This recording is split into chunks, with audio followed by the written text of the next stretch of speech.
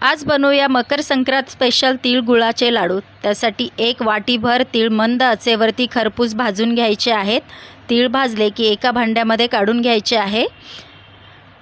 त्याच कढईमध्ये 1 चमचा तेल घालून घ्यायचं आहे।